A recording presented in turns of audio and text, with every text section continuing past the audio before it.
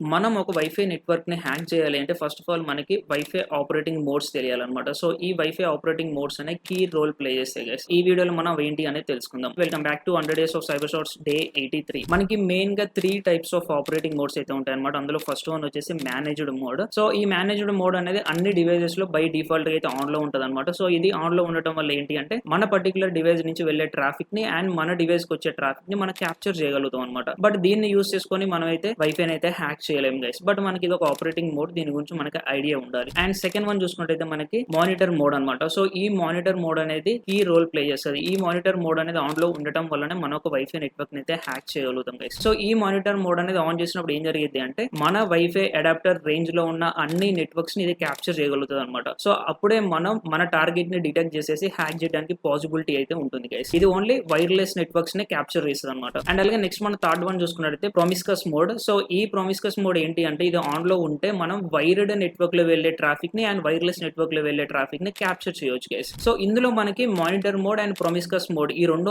On లో ఉంటేనే మనం ఒక వైఫై నెట్వర్క్ ని హ్యాక్ చేయగలుగుతాం guys. So first managed mode లో ఏంటి జస్ట్ ఒక పర్టికులర్ డివైస్ నుంచి వెళ్లే ట్రాఫిక్ ని మనం క్యాప్చర్ చేయగలుగుతాం. అదే మనకి మానిటర్ మోడ్ అయితే ఓవరాల్ గా మన వైఫై అడాప్టర్ రేంజ్ లో ఉన్న అన్ని నెట్వర్క్స్ యొక్క ట్రాఫిక్ ని క్యాప్చర్ చేయగలుగుతాం. అదే ప్రామిస్కస్ మోడ్ అయితే వైర్డ్ అండ్ వైర్లెస్ నెట్వర్క్ లో వెళ్లే ట్రాఫిక్ ని అయితే మనం క్యాప్చర్ చేయగలుగుతాం గైస్. ఐ హోప్ మీకు అయితే క్లియర్ గా అర్థమైంది అనుకుంటున్నాను. Thank you.